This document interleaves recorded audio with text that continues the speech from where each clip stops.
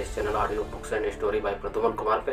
दोस्तों, आज मैं महाकवि रामधारी सिंह दिनकर द्वारा रचित महाकाव्य के दूसरे सर्ग के बारे में आप लोगों को बताऊंगा।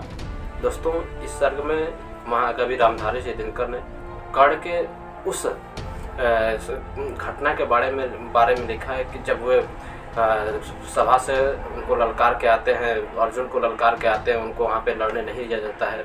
उसके बाद दुर्योधन अपने अंग देश का कर्ण को राजा बनाता है। उसके बाद कर्ण आचार्य परशुराम जी के पास जाते हैं। परशुराम जी की एक बात है कि वे केवल ब्राह्मणों को ही शिक्षा देते थे, क्षत्रियों को शिक्षा नहीं देते थे। तो वहाँ पर कर्ण जाते हैं और वहाँ पर ब्राह्मण जब बन के शिक्षा लेने लगते हैं। कुछ दिन के बाद एक ऐसी घटना होती है जिसके कारण कर्ण को वहाँ से अपने गुरुकुल से वापस लौटना पड़ता है और उनको एक श्राप के साथ वापस लौटना पड़ता है। चलिए मैं पढ़ता हूँ। शीतल बिरल एक कानन शोभित आदित्यका के ऊपर कहीं उच्च प्रस्रवण चमकते झरते, कहीं शुभ निर्जर जहाँ भूमि समतल सुंदर है, नहीं दिखते हैं पाहन, हरियाली के बीच खड़ा है विस्तृत एक उटज पावन। आस पास कुछ कटे हुए पीले धनखेत सुहाते हैं, सशक मूस गिलारी कबूतर घूम घूम कर खाते हैं, कुछ तंद्रे ललसित बैठे हैं, कुछ करते शिशु का लेहन, कुछ खाते साकल्य देखते बड़े तुष्ट सारे गोधन। हवन अग्नि बूझ चुकी गंध से वायु अभी परमाती है, भीनी भीनी महक प्राण में मादकता पहुंचाती है। धूम धूम चर्चित लगते हैं तरु के श्याम छदन, कैसे झपक रहे हों शिशु के अलसित कजरारे लोचन कैसे।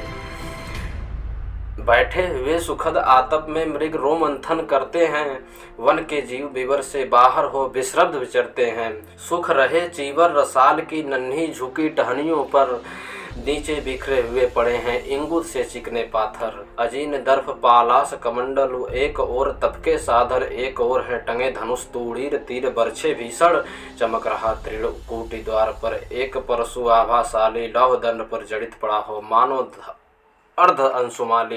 श्रद्धा बढ़ती अजिन दर्भ पर परशु देख मन डरता है, युद्ध शिविर या तपोभूमि यह समझ नहीं कुछ पड़ता है। हवन कुंड जिसका यह उसी के क्या है ये धनुष कुठार, जिस मुनि की यह शुरुआ उसी की ही कैसे हो सकती तलवार। आई है वीरता तपोवन में क्या पूर्ण कमाने को, या संन्यास साधना में है दैहिक शक्ति जगाने को। मन ने तन को सिद्ध यंत्र अथवा शस्त्रों में पाया है, यह कि वीर कोई योगी से युक्ति सीखने आया है। परशु और तप ये दोनों वीरों के ही होते श्रृंगार, क्लीव न तो तप ही करता है और न तो उठा सकता तलवार। तब से मनुष्य दिव्य बनता है, षड विकार से लड़ता है तन की समर भूमि में, लेकिन काम खड़ग ही करता है। किंतु कौन नर तपोनिष्ठ है यहाँ धनुष धरने वाला, एक साथ यज्ञाग्नि और 80 की पूजा करने वाला। कहता है इतिहास जगत में हुआ एक ही नर ऐसा, रण में कुटिल काल में सम क्रोधी तप में महासूर्य जैसा। मुख में वेद पीठ पर तर्कस, कर में कठिन कुठार विमल, साप और सर दोनों ही थे जिस महान ऋषि के संबल। यह कुटीर है उसी महामुनि परशुराम बलशाली का, भृगु के परम पुनित वंशधर व्रति वीरप्रणपाली का। हाँ वही कर्ण की जागों पर अपना मस्तक धरकर सोए हैं, तरुवर के नीचे आश्रम में से किंचित हटकर, पत्तों से छन छन कर मीठी धूप मांगती जाती है, बढ़ती मुनि की थकी देह पर और थकान मिटाती है। कर्ण मुग्ध हो भक्ति भाव में मगन हुआ सा जाता है, कभी जटा पर हाथ फेरता, कभी पीठ का सहलाता है। चढ़े नहीं चीटियां बदन पर, पड़े नहीं त्रिपात, कहीं कर्ण सजग है उचट जाए गुरुवर की कच्ची नींद नहीं। वृद्ध दे तब से कृष काया, उस पर आयुध संचालन, हाथ बड़ा श्रम भार देव पर असमय यह मेरे कारण। किंतु वृद्ध होने पर भी अंगों में यह क्षमता कितनी, और रात दिन मुझ पर दिखलाते रहे यह ममता कितनी। कहते हैं वो वत्स पुष्टिकर भोग न तू यदि खाएगा, कहते हैं वो वत्स पुष्टिकर भोग न यदि तू खाएगा, मेरे शिक्षण की कठोरता कैसे सह पाएगा। अनुगामी यदि बना कहीं तू, खान पान में भी मेरा सुख जाएगा, लहू बचेगा हड्डी व ढांचा तेरा। जरा सोच कितनी कठोरता से मैं तुझे चलाता हूँ, और नहीं तो एक पाव दिन भर में रक्त जलाता हूँ। इसकी पूर्ति कहाँ से होगी बना तू अगर तू सन्यासी, इस प्रकार तो चबा जाएगी तुझे भूख सत्यानाशी। पत्थर सी हो मांसपेशियां लोहे से भुजदंड है, पत्थर सी हो मांसपेशियां लोहे सी हो भुजदंड भय, नस नस में हो लहर आग की तभी जवानी पाती जय। विप्र हुआ तो क्या रखेगा रोक अभी से खाने पर, कर लेना घनघोर तपस्या वह चतुर्थ के आने पर। ब्राह्मण का है धर्म त्याग पर क्या बालक भी त्यागी हो, जन्म साथ शिलोच्छ वृत्ति के ही क्या वे भी अनुरागी हों। क्या विचित्र रचना समाज की गिरा ज्ञान क्या विचित्र रचना समाज की गिरा ज्ञान ब्राह्मण घर में, मोती बरसा वैश्य वेश में पड़ा खड़ग छत्री कर में। खड़ग बड़ा उद्धत होता है उद्धत होते हैं राजे, इसलिए दो सदा बनाते रहते हैं विरण के बाजे। और करे ज्ञानी ब्राह्मण क्या असी विहीन मन डरता है, राजा देता मान भूप का वह भी आदर करता है। सुनता कौन यहाँ ब्राह्मण की करते सब अपने मन की, डूबो रही सोड़ित में भूपों की लिप्सा रण की। और रण भी किस लिए नहीं जग के दुख दैन्य भगाने को, पर पोषक पथ भ्रांत मनुष्य को नहीं धर्म पर लाने को। रण केवल इसलिए कि राजे और सुखी हों माने हों, और प्रजाएं मिले उन्हें वे और अधिक अभिमानी हों। रण केवल इसलिए कि वे कल्पित अभाव से छूट सके, बढ़े राज्य की सीमा जिससे अधिक जनों को लूट सके। रण केवल इसलिए कि सत्ता बढ़े नहीं पत्ता डोले, भूपों के विपरीत न कोई कहीं कभी कुछ भी बोले। जो जो मिलती विजय हम नरिपति का बढ़ता जाता है, और जोर से वह समाज के सिर पर चढ़ता जाता है। अब तो है यह दशा कि जो कुछ है वह राजा का बल है, ब्राह्मण खड़ा सामने केवल लिए शंख गंगा जल है। कहाँ तेज ब्राह्मण में अविवेकी राजा को रोक सके, धरे को पथ पर जब भी पाँव तत्क्षण उसको टोक सके।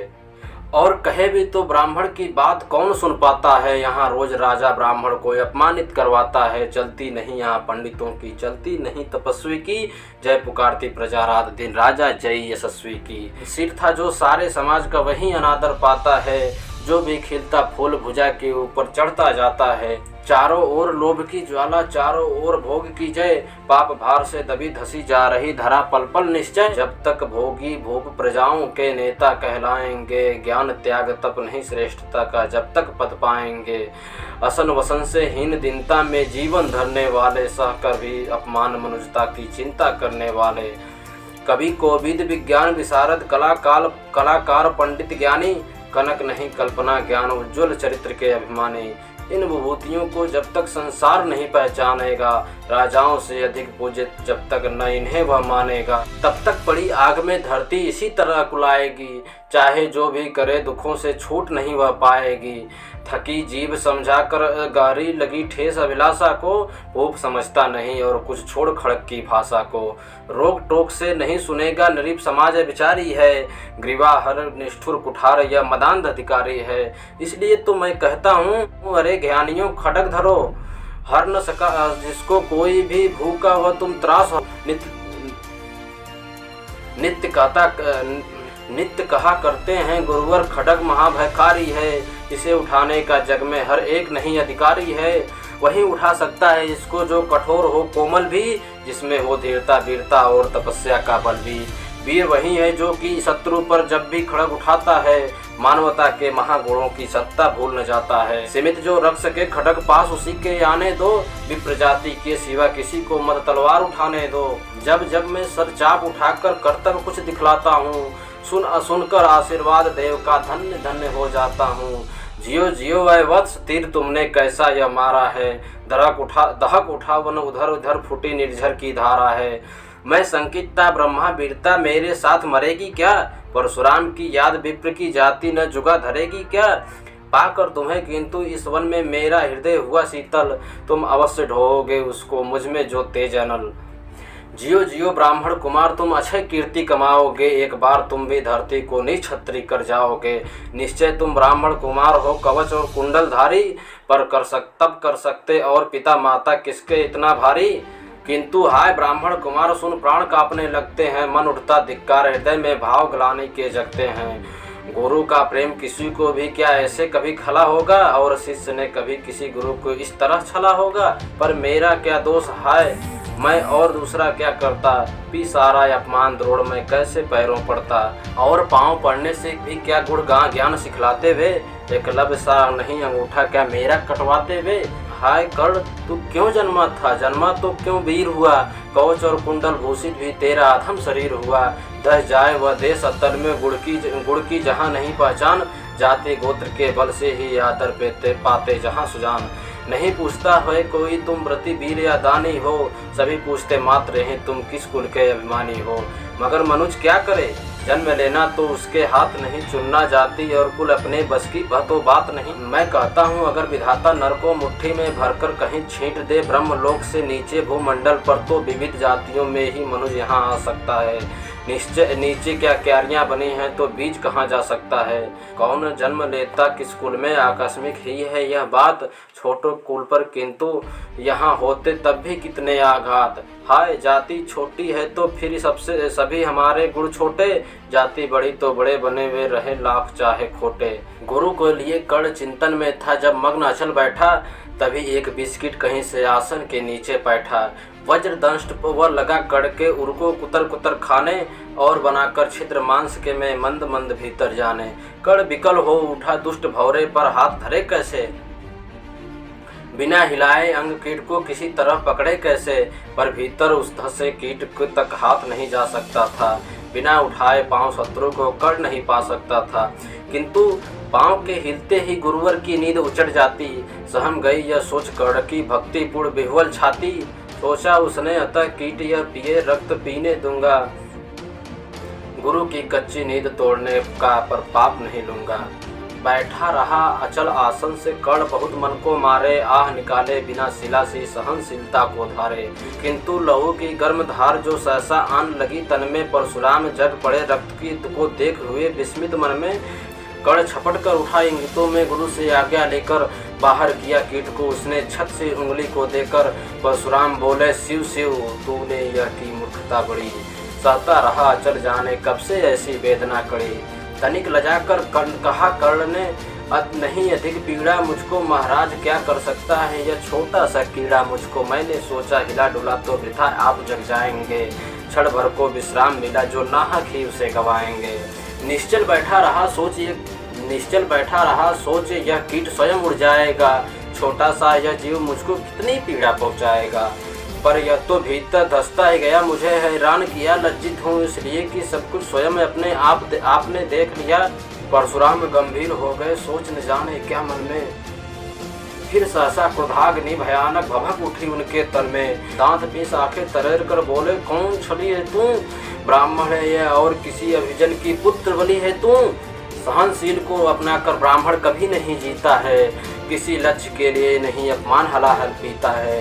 सह सकता जो कठिन वेदना पी सकता, अपमान वही बुद्धि चलाती जिसे तेज का कर सकता बलिदान वही। जब पुंज ब्राह्मण तिल तिल कर जले नहीं यह हो सकता, किसी भी दशा में स्वभाव अपना वह कैसे खो सकता। कसक भोगता हुआ विप्र निश्चल कैसे रह सकता है, इस प्रकार की चुभन वेदना क्षत्रिय ही सह सकता है।